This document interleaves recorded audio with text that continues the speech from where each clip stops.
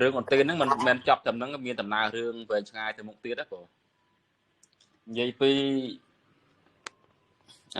ប្រវត្តិនៃខូសកៈសេដ្ឋីក្នុងក្រុងហ្នឹងមានសេដ្ឋីម្នាក់ឈ្មោះថាខូសកៈសេដ្ឋីហ្នឹងហើយប៉ុន្តែរឿងស្ថិតនៅក្នុងដំណើររឿងនៃព្រះបាទឧទេនដូចគ្នាប៉ុន្តែគាត់ថាប្រវត្តិផ្សេងគ្នាអញ្ចឹងណាខូសកៈសេដ្ឋីហ្នឹងកាលពីដើមឡើយនៅក្នុងដែនអលបកៈហ្នឹងកើតទុរភឹកពាក្យថាទុរភឹកគឺកើតពាក្យថាគ្រាក្រខ្វះស្បៀងខ្វះអាហារអញ្ចឹងណាបងកើតទុរភឹកហើយកើតរោគនៅអហិវិតរោគគឺរោគអាហ្នឹងគេហៅថារោគអសន្នរោគបងចាប់ដើមឆ្លងរាតត្បាតនៅក្នុងក្រុងអលបកៈនឹងឯងមនុស្សស្លាប់សត្វស្លាប់គោគ្នាច្រើនណាស់ជាសាកសពអីហ្នឹងកើតអសន្នរោគហ្នឹងឆ្លងគ្នាពេញនោះដល់អញ្ចឹងទៅពីរអ្នកប្តីប្រពន្ធគាត់ហ្នឹងពិភាក្សាគ្នាថាយើងនៅនឹងកើតទេបើនៅនឹងច្បាស់ជាស្លាប់ហើយណាបរោះហ្នឹងគាត់ឈ្មោះថាកោតុហលិកៈបងកោតុហលិកៈគាត់មានភរិយាគាត់ឈ្មោះថាកាលីនាងកាលីអញ្ចឹងក៏បានពាក្យសារជាមួយនឹងភរិយាហ្នឹងថាយើងនៅមិនកើតទេនៅទៀតគឺច្បាស់ជាស្លាប់ហើយព្រោះអ្នកស្រុកក៏ស្លាប់សត្វក៏ស្លាប់ឥឡូវហ្នឹងអ្នកខ្លះដែលអាចរត់រួចបានគេរស់ជីវិតទៅអ្នករត់មិនរួចទេគឺឆ្លងជំងឺនឹងស្លាប់ហើយយើងរស់នៅទីហ្នឹងទៀតគឺអត់មានអាហារបរិភោគផងហើយម្យ៉ាងវានឹងកើតរោគឆ្លងផងអញ្ចឹងភាសាជាមួយនឹងភរិយាកាលីនឹងទៅក៏បាននាំគ្នារត់ចេញអំពីក្រុងដែនអលបកៈនឹងហើយនាំបុតមកព្រោះនាំកូនមួយជាមួយកូនប្រុសមួយជាមួយ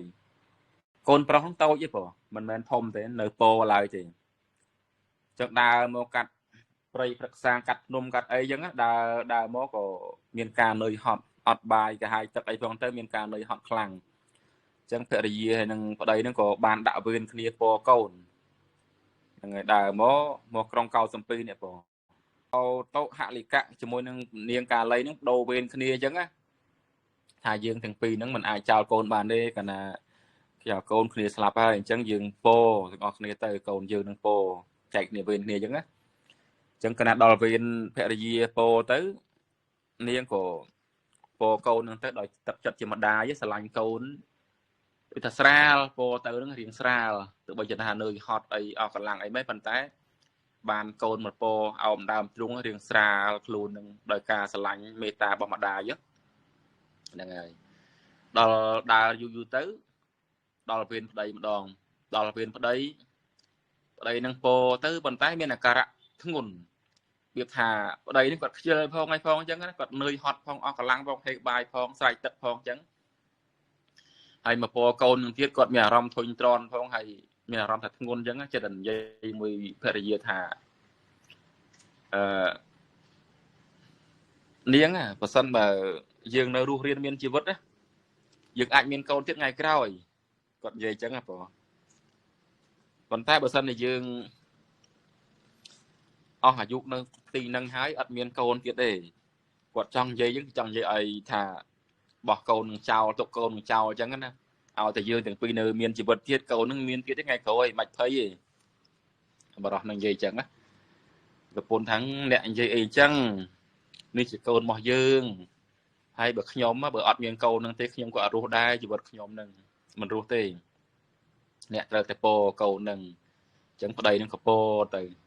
ប៉ាន់ពោនឹងពោដោយការធុញទ្រាន់ទើសទាស់តាមផ្លូវចិត្តដោយការនឿយហត់ខ្លាំងពេកហើយបាយស្រែកទឹកហើយដើររយៈពេលច្រើនថ្ងៃបងអញ្ចឹងមានការនឿយហត់ខ្លាំងពេកទៅឲ្យទៅដល់ពេលវេនប្តីហ្នឹងគឺប្តីទុកចោលទេបងទុកកូនចោល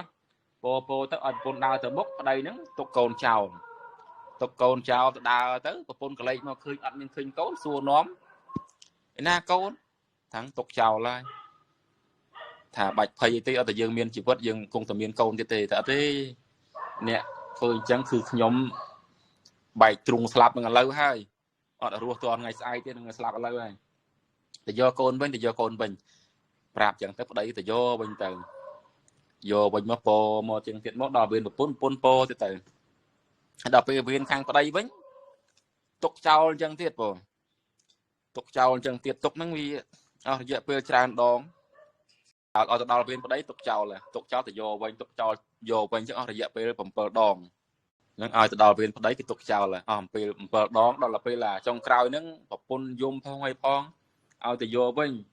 បើមិនចឹងខ្ញុំក៏ស្លាប់ដែរឡើយហើយប្តីក៏ទៅយកវិញទៅទៅយកវិញមួយសារនេះកូននឹងស្លាប់បាត់ពីអស់កម្លាំងផងអត់មានទឹកដោះអីបៅផងអញ្ចឹងណាបងហើយអញ្ចឹងក៏ស្លាប់នៅក្រោមដើមឈើហ្នឹងទៅ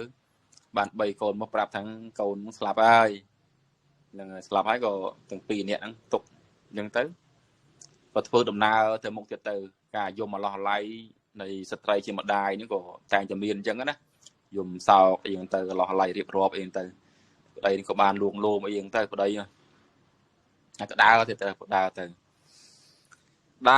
ទៅដល់សំពីហ្នឹងក៏មានសេដ្ឋីម្នាក់គេបានធ្វើបុណ្យអញ្ចឹងណាបងគេបានធ្វើបុណ្យពីមុនព្រះបច្ចេកពុទ្ធមួយអង្គមុនមកឆាន់នៅផ្ទះលោកសេដ្ឋីហ្នឹងហើយគេបានចាត់ចែងអាហារមានទឹកដោះស្រស់ទឹកដោះអីទឹកដោះគោបងគេលាយជាមួយនឹងទឹកឃ្មុំលាយជាមួយនឹងបាយដំណើបបាយអីអញ្ចឹងទៅធ្វើបែបដូចសង្ឃាអញ្ចឹងណាស្រុកឥណ្ឌាភាគច្រើនគេធ្វើអញ្ចឹងទេអាហារគេមិនសូវជាមានសាច់មានអីបានច្រើនតែបន្លែហើយមានទឹកឃ្មុំមានទឹកដោះស្រស់ភាគច្រើនគឺមានទឹកដោះស្រស់តែហ្មងទឹកដោះគោស្រស់ទឹកដោះពពែស្រស់ហ្នឹងបងគឺមិនចោលទេស្រុកឥណ្ឌាទល់សប្ងៃក៏អញ្ចឹងដែរអាហារគេហ្នឹងគឺមិនចោលទឹកដោះគោស្រស់ទេគឺតែតែមានជាប្រចាំអញ្ចឹងណាអញ្ចឹងដល់ពេលទាំងពីរនាក់ប្តីប្រពន្ធហ្នឹងមកដល់ផ្ទះសេដ្ឋីហ្នឹងបានឃើញគេរៀបចំចាត់ចែងចង្ហាន់ប្រគេនព្រះបច្ចេកពុទ្ធមួយអង្គគេមានអាហារអីច្រើនអញ្ចឹងទៅប្តីប្រពន្ធពីរនាក់ក៏បានចូលទៅផ្ទះសេដ្ឋីហ្នឹងអញ្ចឹងណាបងហើយសេដ្ឋីហ្នឹងឃើញអញ្ចឹងក៏ឲ្យនៅអាហារមួយចំណែកឲ្យ2ចំណែកគេដាក់ទានឲ្យអាហារ2ចំណែកឲ្យទៅខាងប្តីមួយចំណែកមកខាងប្រពន្ធនឹងមួយចំណែកបងឲ្យអញ្ចឹងហើយដល់ប្តីនឹងឃ្លានខ្លាំងពេកលៀនខ្លាំងឲ្យប្រពន្ធនោះគាត់បានមួយចំណែកដែរអាហារហ្នឹងប៉ុន្តែគាត់អត់ហូបអាហារហ្នឹងទេគាត់ហូបទឹកដោះគោនេះទឹកដោះស្រស់នេះគាត់ហូបទឹកដោះស្រស់សិនដល់ពេលឃើញប្តីនឹងគាត់ហូបឆ្ងាញ់ពេកអីជិះហ្នឹងទៅហូបអស់ទៅប្រពន្ធហ្នឹងក៏ប្រាប់ថាអ្នកអើយអ្នកបរិភោគ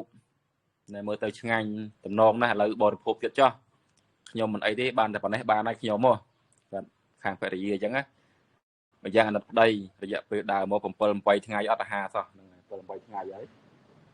អញ្ចឹងក៏ឲ្យប្តីមកចំណែករបស់ខ្លួនហ្នឹងទៅប្តីបានអញ្ចឹងហូបទៀតហូបទៅអស់ហូបអស់ពីចំណែកហ្នឹងឆ្អែតស្កប់ស្កល់ហើយដល់ឆ្អែតស្កប់ស្កល់អញ្ចឹងទៅក្នុងគណៈហ្នឹងគឺវាថាអត់អាហារមកច្រើនថ្ងៃហើយនោះដល់ពេលហូបឆ្អែតឡើងពេកអាហារហ្នឹងវាអត់រលាយដល់អាហារមិនរលាយអញ្ចឹងទៅធ្វើឲ្យគាត់នឹងវាទៅជាទុកទោសចុកផងឲ្យផងតាមរាងកាយរបស់គាត់ហ្នឹងណាដល់ពេលអញ្ចឹងគាត់ដេកដួលនៅដីហ្នឹងដេកដួលដោយការជិះចាប់ដោយអាហារហ្នឹងវាមិនរលាយទេបងចាប់ដើមចុកចាប់ដើមឆ្អល់អីនៅរោគខ្យល់អីផងប្រពន្ធហ្នឹងក៏មានការខ្វាយខ្វល់ជាមួយនឹងប្តីនឹងនិយាយថាគូច្បាច់អីឲ្យប្តីអញ្ចឹងទៅបងហើយដល់ពេលថ្ងៃហ្នឹងសេដ្ឋីហ្នឹងលោកឲ្យដាក់បាយឲ្យឆ្កែហ្នឹងបងធម្មតាគេធ្វើបុណ្យធ្វើទានអីចឹងទៅសេដ្ឋីគាត់មានឆ្កែអញ្ចឹងគាត់ដាក់បាយឲ្យឆ្កែស៊ីអាហារហ្នឹងវាល្អដល់អាហារហ្នឹងវាល្អខ្លាំងហើយគាត់ដេកនៅហ្នឹងចិត្តគាត់ចេះគិតថាឆ្កែហ្នឹងចិត្តដែលប្តីហ្នឹងចេះគិតថាឆ្កែនេះសំណាងnóបានបុណ្យច្រើនឆ្កែហ្នឹងnóបុណ្យច្រើនណាដែលមកកើតក្នុងតកូលឲ្យសេដ្ឋីហ្នឹងគេដាក់អាហារល្អអញ្ចឹងបរិភោគពីចំណែកហ្នឹងទៅបរិភោគពីចំណែកហ្នឹងហើយប្រពន្ធក៏ទទួលទានតែត្រឹមតែទឹកដោះគោស្រស់ហ្នឹងទេពេលទទួលទានហើយអញ្ចឹងគាត់មើលទៅជុំវិញផ្ទះលោកសេដ្ឋីហ្នឹងអញ្ចឹងហើយសេដ្ឋីក៏បានសល់អាហារអញ្ចឹងទៅក៏យកអាហារមួយចំណែកគេដាក់ក្នុងថាសល្អប៉និតល្អអញ្ចឹងយកទៅដាក់ឲ្យមេឆ្កែក្នុងផ្ទះសេដ្ឋីមានមេឆ្កែហ្នឹងហើយដាក់ឲ្យ ឆ្កែទទួលទានអាហារហ្នឹងទៅហើយបរោះហ្នឹងណាកោតោហលិកៈកោតោហលិកៈដែលជាប្តីហ្នឹងក៏តែងតែសរសើរឆ្កែហ្នឹងទាំងឆ្កែហ្នឹងមានបុណ្យណាស់បានកើតនៅក្នុងផ្ទះសេដ្ឋីហ្នឹងហើយសេដ្ឋីយកចិត្តទុកដាក់មើលថែបានអាហារឆ្ងាញ់ឆ្ងាញ់ល្អប្រសើរជាងឯងទៀតនេះវាប្រៀបធៀបអញ្ចឹងបងកោតោហលិកៈហ្នឹងគាត់ប្រៀបធៀបចឹងថាជីវិតគាត់ហ្នឹងគឺលំបាកលំបិនមិនបានប្រហែលសត្វដែលនៅផ្ទះលោកសេដ្ឋីហ្នឹងផងគាត់ចិត្តជាប់ចិត្តអញ្ចឹងណាឆ្កែនឹងទទួលទានអាហារនឹងឆ្ងាញ់ឆ្ងាញ់រាល់ថ្ងៃហ្នឹងហើយ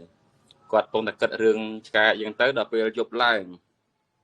ហ្នឹងគាត់របៀបថាអាហារហ្នឹងវាមិនរលាយទេបងអត់អាហារនឹងច្រើនថ្ងៃមកហើយយប់ឡើងក៏កើតការខ្យល់ការរោគខ្យល់កើតឡើងចុកមូលក្នុងពោះអីចឹងណាដោយសារអាហារមិនរលាយហ្នឹងហើយក្នុងពេលហ្នឹងយប់ហ្នឹងប្រពន្ធហ្នឹងខំជួយច្បាច់ដៃច្បាច់ជើងអីយ៉ាងម៉េចប៉ុន្តែมันអាចជួយបានទេប្តីហ្នឹងក៏ស្លាប់ទៅប្តីហ្នឹងស្លាប់ទៅ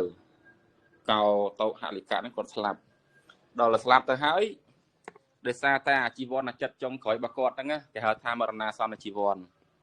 មរណាសន្នជីវ័នចង់និយាយថាចិត្តដែលយើងគិតរឿងអីចាប់រឿងអីមុននឹងស្លាប់ហ្នឹងណាប្រសិនបើយើងចាប់រឿងបាបវាទៅកំណើតបាបចាប់រឿងបុណ្យវាទៅក្នុងកំណើតបុណ្យអញ្ចឹងអាមរណាសន្នជីវ័នចិត្តចុងក្រោយសំខាន់ណាស់បងដូចដៃរនោងអញ្ចឹងដៃរនោងដៃឃ្លោកដៃថ្លាចអញ្ចឹងថ្លាចរនោងឃ្លោកហ្នឹងមុននឹងវាទៅគឺវាយកដៃវាតោងសិនតោងដៃរនោងដៃឃ្លោកហ្នឹងវាតោងសិនហើយបានវាលូតបន្តទៀតវាតោងសិនហើយបានវាលូតបន្តទៀតផងដូចគ្នាទៅនឹងកំណើតយើងបដិសន្ធិកំណើតថ្មីរបស់យើងអញ្ចឹងមុននឹងបច្ចុប្បន្នជាតិនេះមុននឹងស្លាប់ទៅចិត្តយើងចាប់រឿងអីគិតរឿងអី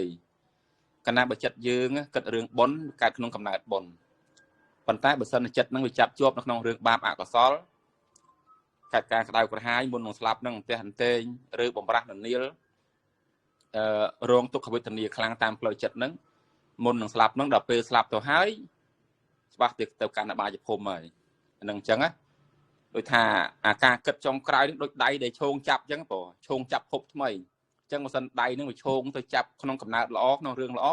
អាហ្នឹងទៅឋានសួគ៌មនុស្សទេវតាប៉ុន្តែបើសិនជាចិត្តចុងក្រោយនឹងឈោងចាប់រឿងបាបអកុសលនឹកឃើញរឿងកាប់រឿងសម្លាប់រឿងបហាឬក៏លួចទ្រព្យប្រព្រឹត្តខុសនៅក្នុងរឿងអ្វីមួយអញ្ចឹងទៅនៅបច្ចុប្បន្នជាតិនឹងនឹកឃើញរឿងបាបហ្នឹងកើតការក្តៅក្រហាយតាមផ្លូវចិត្តតែអញ្ចឹងកំណើតថ្មីដែលយើងឈោងចាប់ទៅហ្នឹងគឺកំណើតបាបហើយអាហ្នឹងអញ្ចឹងណាបងអញ្ចឹងដូចជាកោតោហលិកៈអញ្ចឹងមុននឹងគាត់ស្លាប់ហ្នឹងគាត់បាន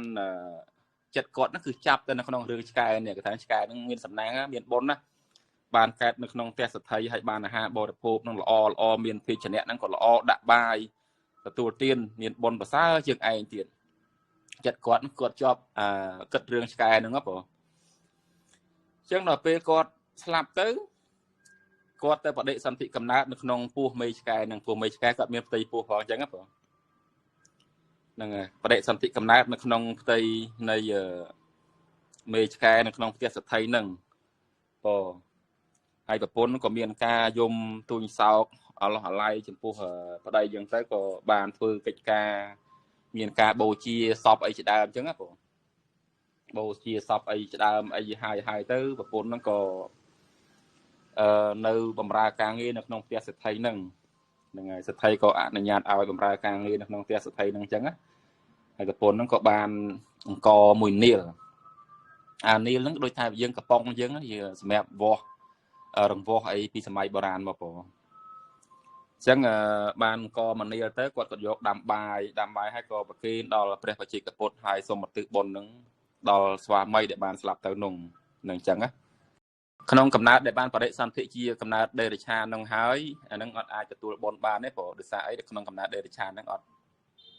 មានចិត្តអនុមោទនាទេព្រោះកំណើតបរិសន្ធិថ្មីនេះគឺក្នុង